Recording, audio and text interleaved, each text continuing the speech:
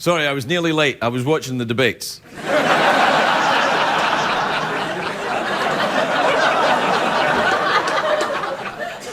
I don't know what to say. I just don't know what to say about that debate. I really don't. Do you know, I know this is kind of disgusting, but I'm going to tell you about it anyway. There's something wrong with the bathroom just off stage. And, it's bad. It's nothing to do with me. It has nothing to do with me. I just happened to arrive, and I went in there and went, well, someone's been here before me. And of course, if I now leave and this thing won't go away, as I leave, the next person I'm going to go, you'll never guess what Ferguson left in the bathroom. And now, as I try and defend myself in front of the nation, I just look guilty. Starting to sound like the election, isn't it? Something that's not really in my past, that's not really important, coming back to haunt me. A bad smell that's got nothing to do with me, but might be of use for those who seek to destroy me. I think I know who did that in the bathroom. Conan O'Brien! We'll be right back with Thandie Newton, Barry Sonnenfeld, and Jim Bianco.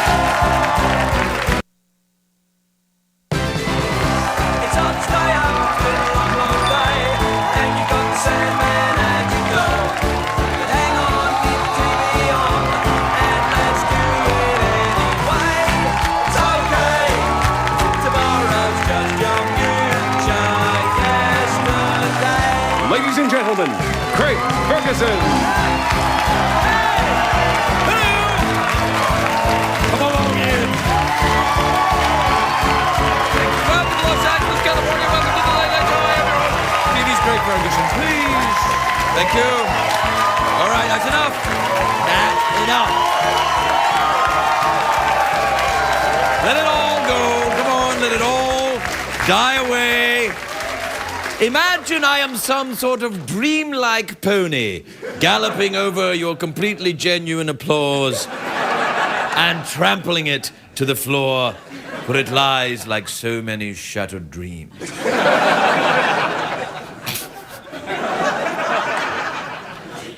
It's a great day for America, everybody. I'm saying that out of habit today because you see Wall Street again today. Ah! Oh my God! That Dow is going down faster than O.J. Simpson in prison. It's unbelievable.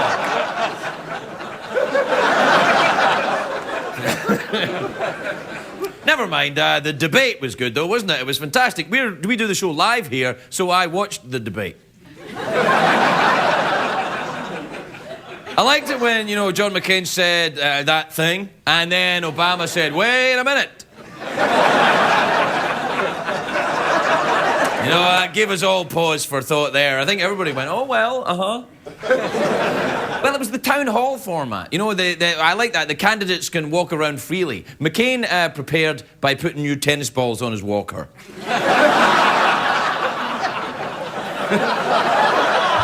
You see, he's old. If you have to explain the joke, it probably doesn't work.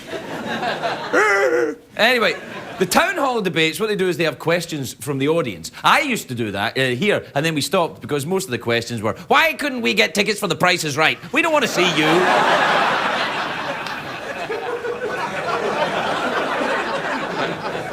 They're laughing because it's true.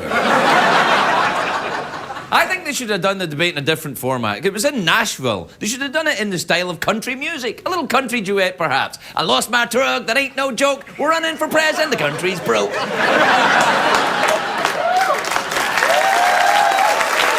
right, listen. Well, listen. All right, I agree. You've probably guessed by now, I didn't watch the debate. I didn't have time. I was busy looking at my stock portfolio. Whatever the hell that is. I don't know what that even is. Anymore. Anyway, I can guess what happened in the debate, though. McCain and Obama will go through the motions. This is why Americans hate politics, because they're all scripted and focus grouped. It's like Entertainment Tonight. You know, when they say to the movie star, you know, what was it like making the movie? And the movie star goes, oh, it was always a great time, and everybody had a lovely time, and it's like a family, and everybody loved each other, and George Clooney played a prank, and blah!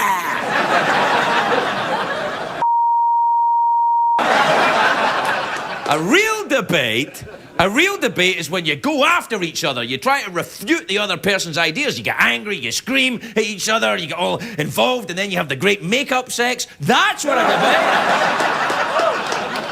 The problem is, the candidates are convinced that Americans don't want to hear the truth. I'm talking to both sides here. During the VP debate, I remember this, CNN gave the little dials to focus groups, and it tracked the responses. You know, so when Sarah Palin mentioned the war, the dials went down, and the commentators are like, looks like Palin made a mistake. The focus group doesn't like hearing about war. Nobody likes hearing about war. If you like hearing about war, you're a psychopath. Or Dick Cheney, whatever. This country has serious problems. We won't solve this by being polite. I don't like this politeness thing. There's a French philosopher said, it is better to debate a question without settling it than to settle a question without debating it. And it's never been more true. Yesterday, I was in a situation here, just an everyday situation, very similar. In this situation, I smelt it. And I was accused by others of having dealt it. Now, we debated for over an hour on, you know, who was the smelter and who was the delter. Then I fired the guy who dealt it, and I finished my burrito.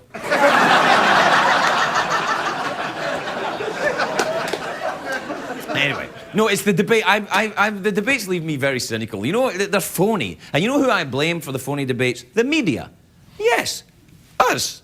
And that's not just because I'm a self-hating puppet of America's most watched network. By the way, enjoy the products advertised. I think the media lets the candidates get too comfortable. Don't you think that's true? Don't you think they don't get into their face? That's all like, you know, Senator Obama, can I get you another latte? Senator McCain, can I get you another hip replacement? It's all just, come on. Being the president's a tough job. The media treats these guys like they're too cute to question, like they're the Jonas Brothers or something like that. But listen, the only major media figure who really holds these guys to account is Jon Stewart. It is. I love Jon. He does a great show, but he's a comedian on the Comedy Channel. What does it say about the state of the Republic when the best political analyst on television is right after BattleBots?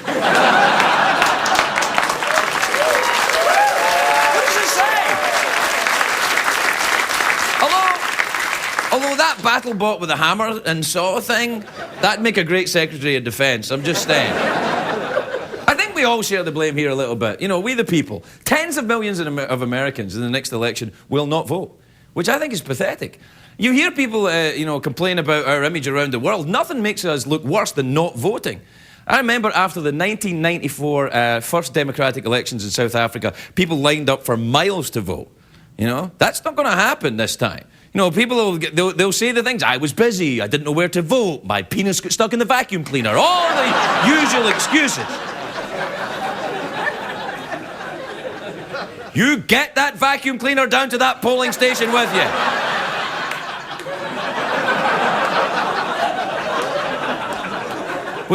Did that really happen, or did I have a flashback? I've been having them recently. Well, we have to keep going because we're live. Anyway, I don't have they don't have a problem with this apathy about voting elsewhere. Democracy is always under threat, by the way. Always under threat. The threat that it's under right now is a complacency.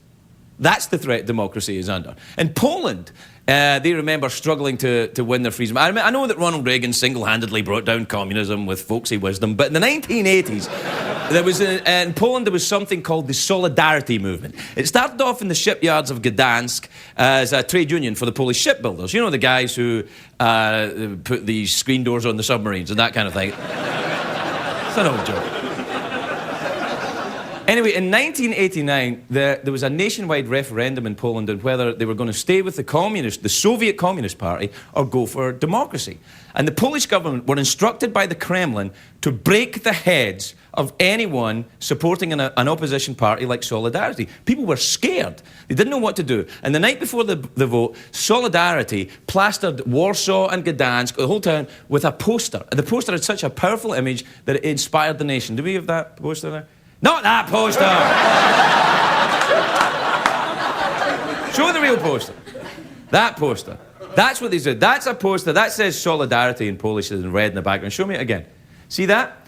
That is Gary Cooper in High Noon. That's what they used.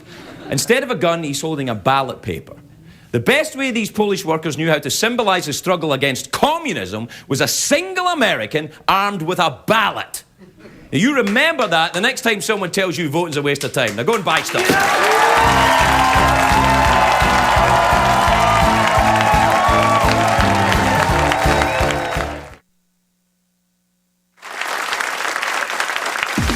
White Trash Style Tips with Tim Gunn. White Trash. Eating in public is usually considered rude, but every rule has an exception.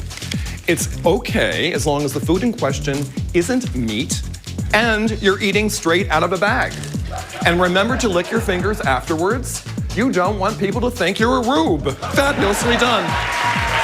White Trash. White trash. He's never wrong, not Tim Gunn.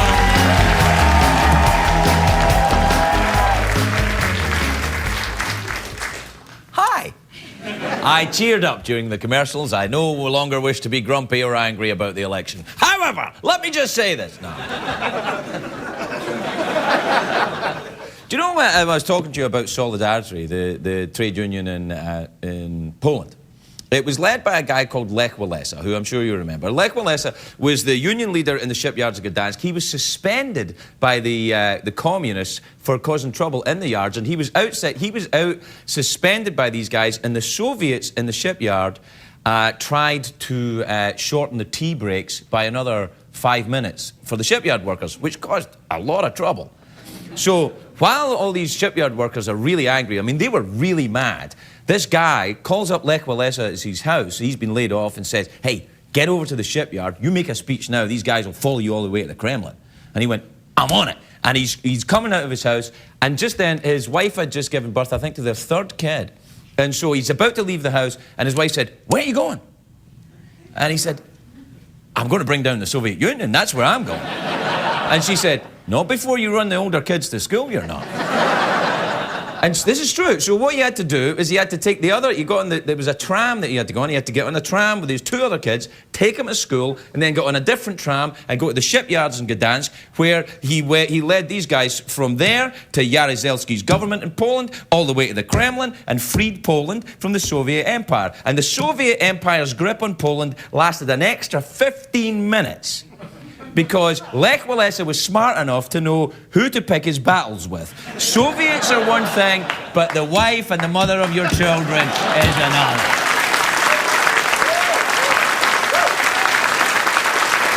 That's a true story. And when I say that's a true story, I have absolutely no information that it's true. No, it's true, apparently. You know, I mean, I don't know Lech Walesa. And I don't speak Polish, so even if I did know him, it's going to be, you know, a dead end. I'd be like, very nice to meet you, sir. He'd be like, I have no idea what you just said. But he would say it in Polish. Do we have time for an email? Do we? Yes, there's time for email. Something we're going to tell you. Be careful what you eat, 'cause the reports are smelly. Buddy-dee.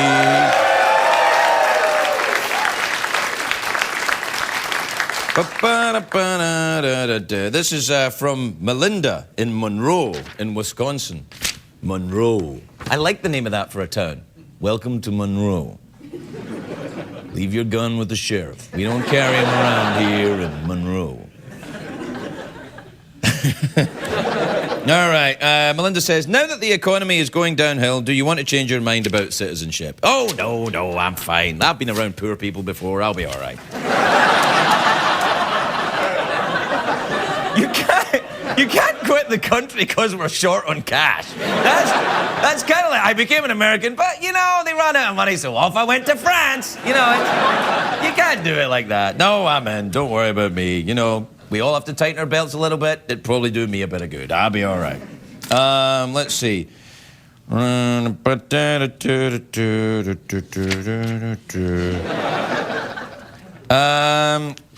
This is from Jean in Kissimmee in Florida. I drove past it. Well, Kissimmee I always think is Kissimmee. Or maybe that's just a dream. Kissimmee, Florida. Craig, I live near Disney World in Florida. Have you been here and what's your favourite ride? Haven't, don't have one.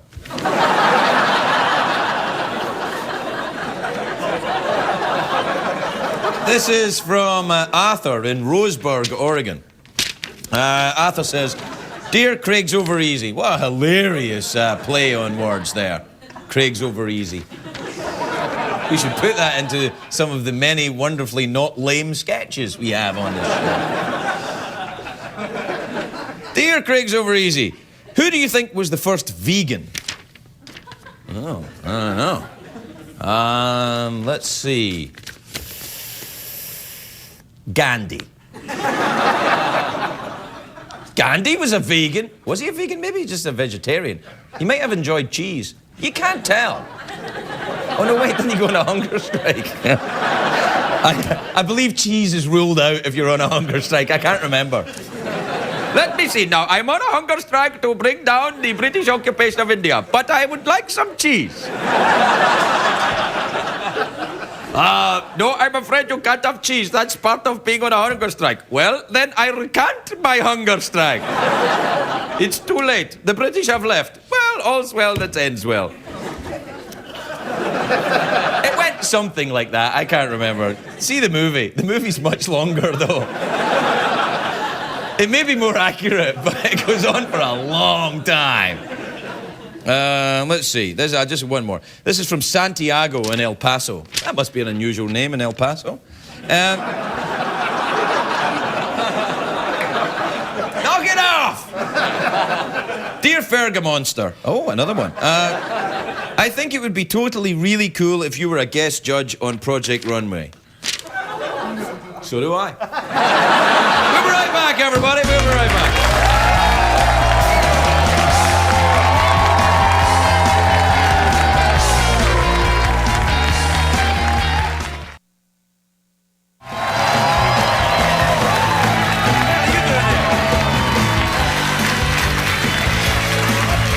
Welcome back, everybody.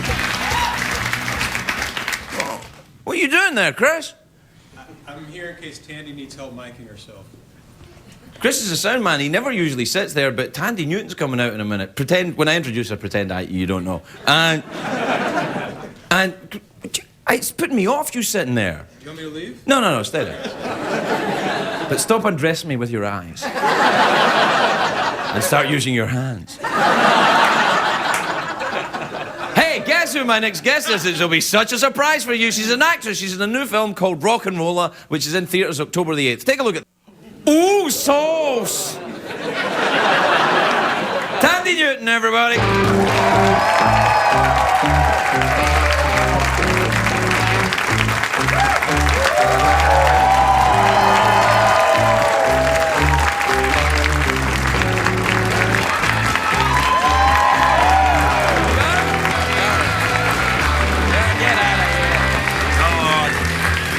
Such a sweet man. Chris, he's lovely. My pants weren't firm enough to attach the special thing in the back, so... Pants? You aren't wearing... My undies. Underpants? In America, pants, we call them pants. They're That's the outside. right, my knickers. Do you call them knickers? We don't call them knickers either, no. We call them underpants. What's wrong with you lot? Underpants. I don't know. We're feeling a bit complacent at the moment. That's what it is. Sure. How are you? That was Jerry Butler in there. He's a friend of mine. Oh, is he really? Well, yeah, a bit, yeah. You do remind me. You remind me of Jerry, you know. Really? Gorgeous. God bless you. Scottish. I am Scottish, it's true, originally. Funny. Jerry's not funny. No, he's funny. He's a very nice man. He's very funny in the movie. Is he really? Yeah, he's very it's funny. one of them Guy Ritchie movies, It's isn't it? one of them Guy Ritchie movies, and it's going to be one of 3. And if Jerry doesn't want to do the second one, except there's very steamy sex with me in it. Oh, well. Is there steamy sex with Jerry in this one? There is.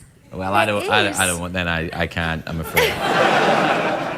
Well, you know, effort, love, effort. No, I will. No, did you get on well with Jerry? I had a brilliant time. Yeah, In he's fact, but what was really annoying... No, that sounds terrible, but the sex scene that we had to do together, he was very ill that day.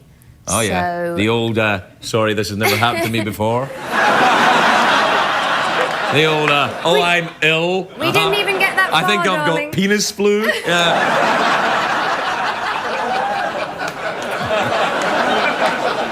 We'll probably have to cut that out, so don't worry about it. Well, anyway, we couldn't do it because he had a really bad cold.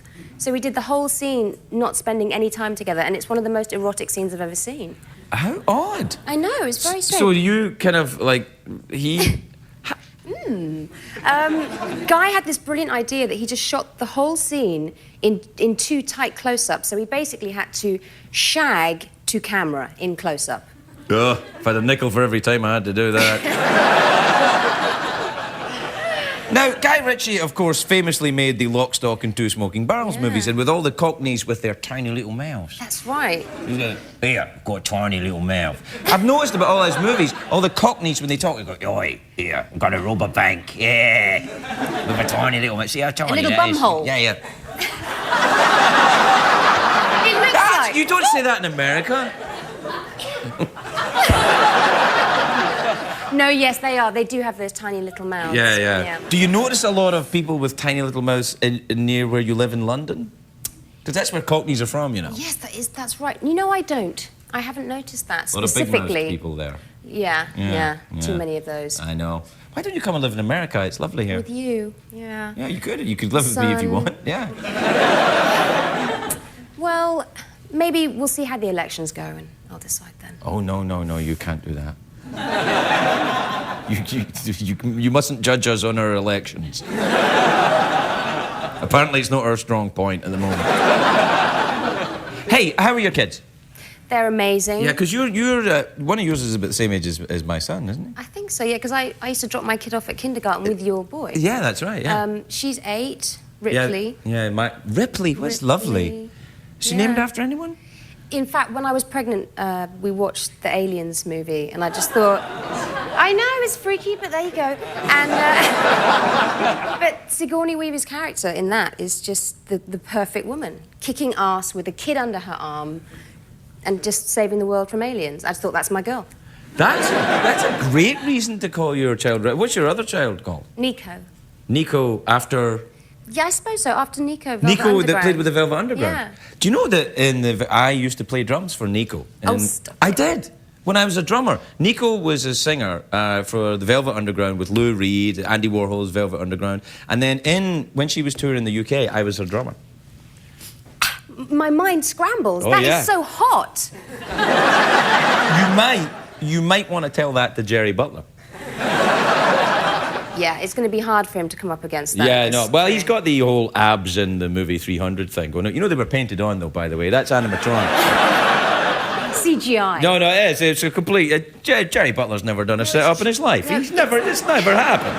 I know Jerry Butler. He enjoys snacks. He does not have a six-pack of abs like that. I'm sure you're absolutely right. And I know actors can actually pump iron next to the camera, and then so when they say action, they just jump up from having done all the... so that their muscles are freshly ripped at Really? that moment. Yeah. I don't go in for that. I might. If you had to do a love scene with me... I tell you, I'd be doing my crunches and getting my abs painted on, yes. Do you find it awkward doing the love scenes? You probably don't anymore. It's all very clinical, isn't it? No, I do. I find it excruciating. I much prefer doing it in a tight close-up to camera. Oh, me too, As in yeah. rock and roll. Yeah. That's very nice. How long are you in town for? Just a few days. Really? A few days, but I had to come and see you. No, I like it when you come here. Because I just love Yeah, you. no, I love you too. It's very nice to see you. I'm afraid we're out of time, but if you want to hang around during the commercials, we can make out. Okay. All right. Practice. We'll practice, We can practice. yeah, we'll practice. Thandie Newton, everybody. We'll be right back.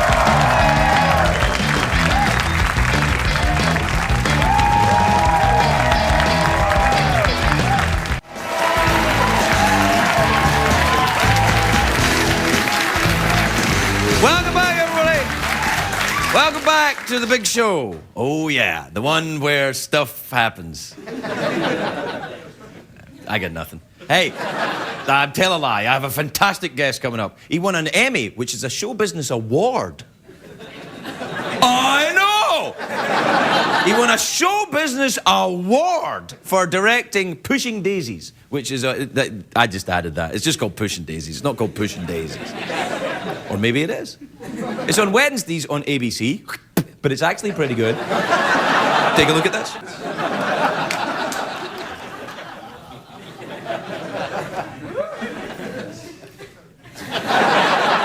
Please welcome Barry Sonnenfeld, everybody.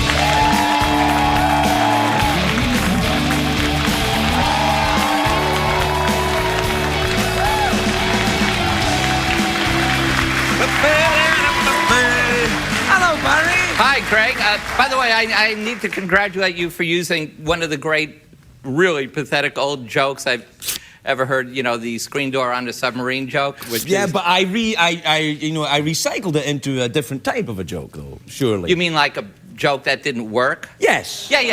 No, that worked. No, wait. You've become so aggressive. No. Since you won that show business award, you've changed. You've changed, Hollywood. Yes. Well, the first time I met Robin Williams, I did a movie with Robin. So now it's Robin Williams now and everything. Yes, Craig.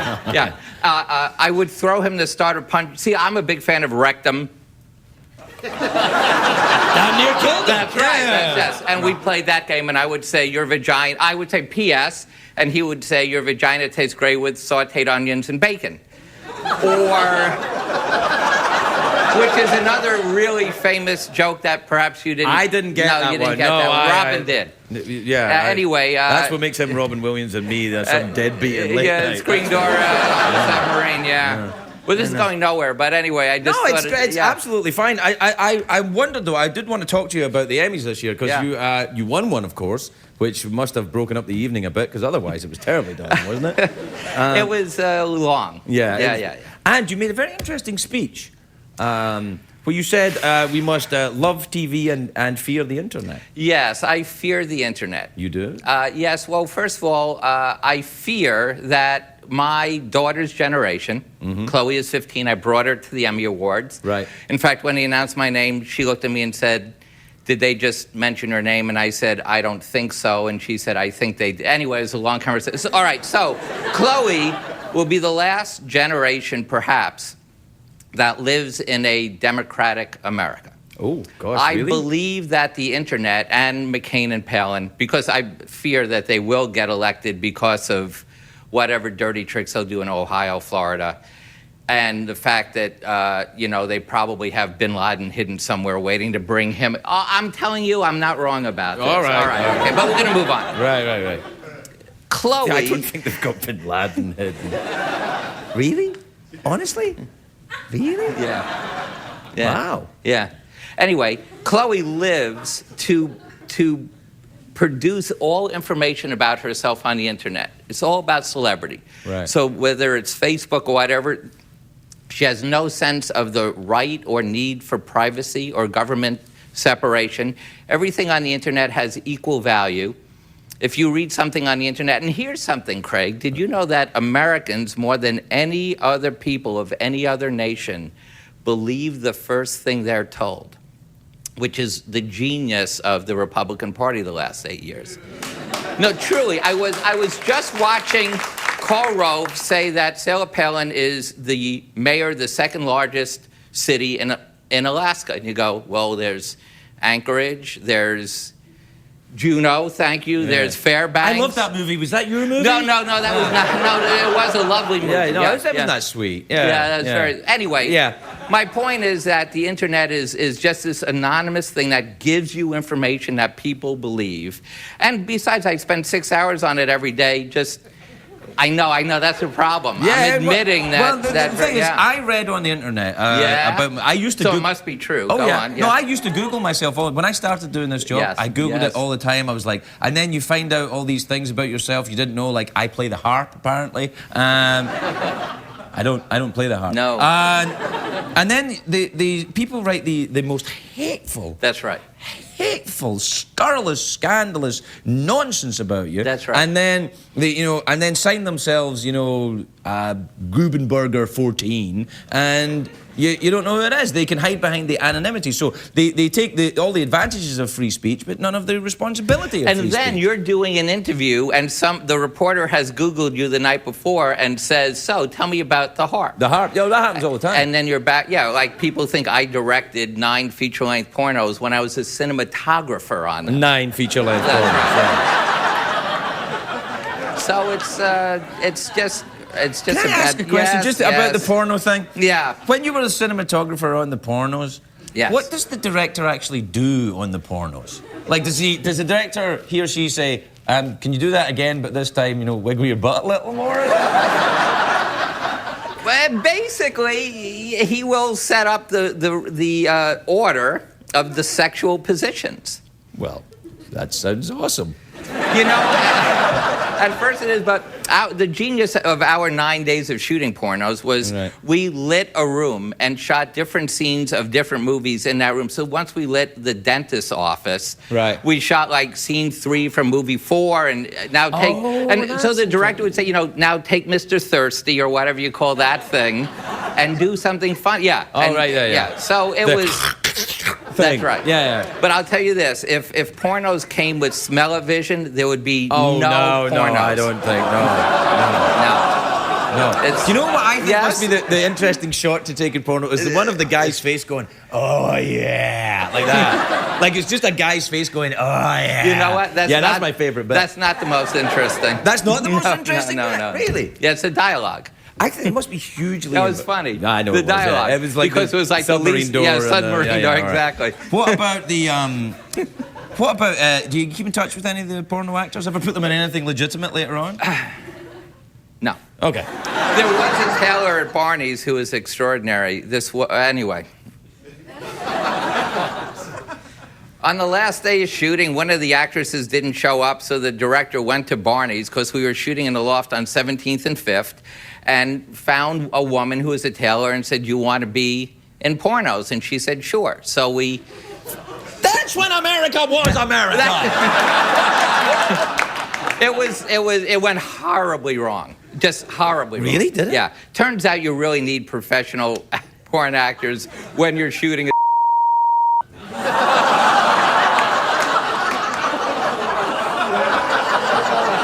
Will any of this be on the show, Craig? Any of it?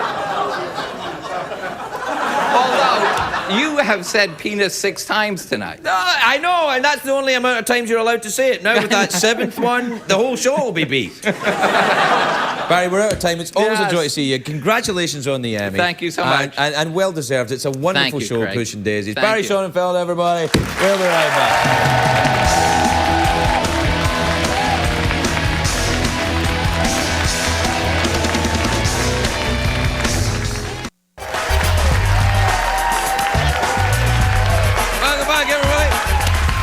Welcome back. My next guest is a Los Angeles-based singer/songwriter. Unusual, I hear you say. Yes, a little. He's here performing I Got a Thing for You from his new album, Sing. Please welcome Jim Bianco, everybody. Jim Bianco.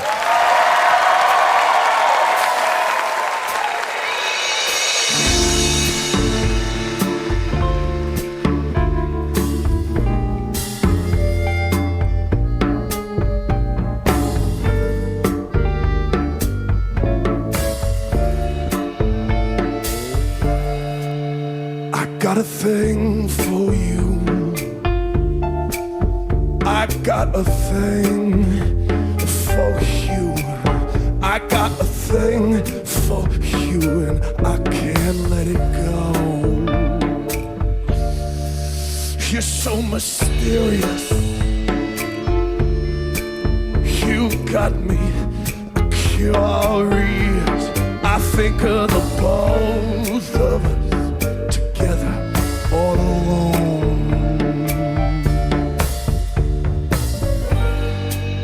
I need a cage, I need a leash.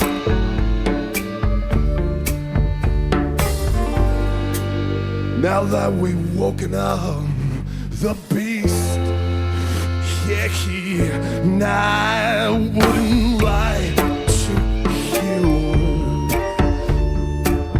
unless you want me to. I got a thing for you and I can't let it go.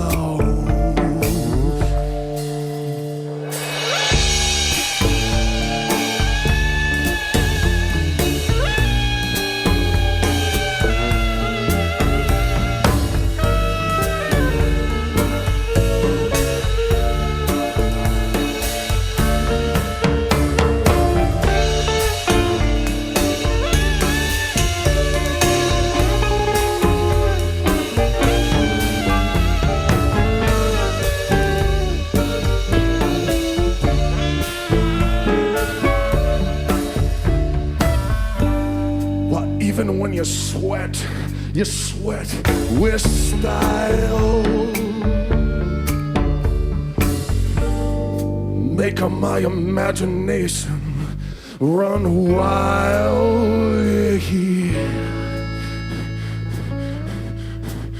I got a thing for you.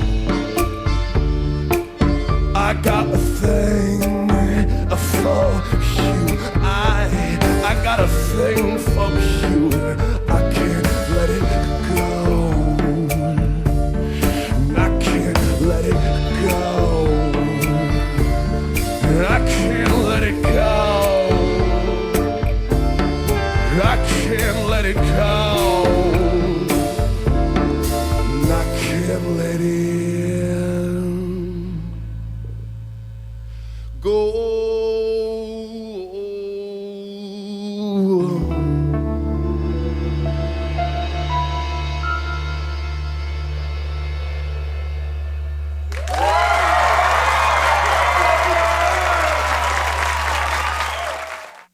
What did we learn on the show tonight, Craig? Meow.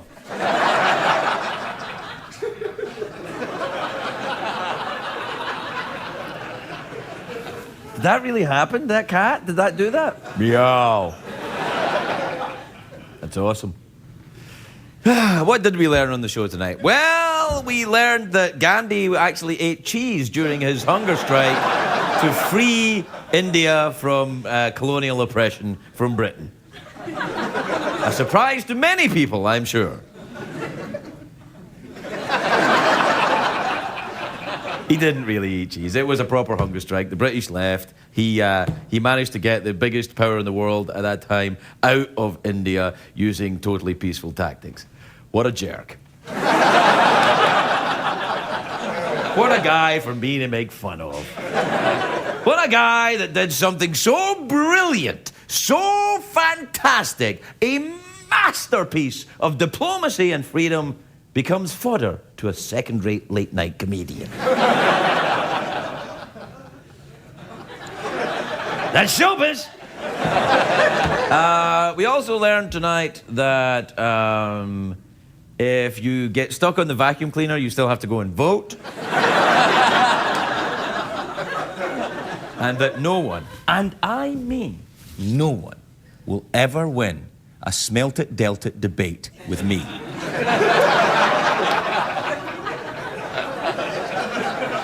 Tonight. All right, that's all we got. Good night, everybody. Good night.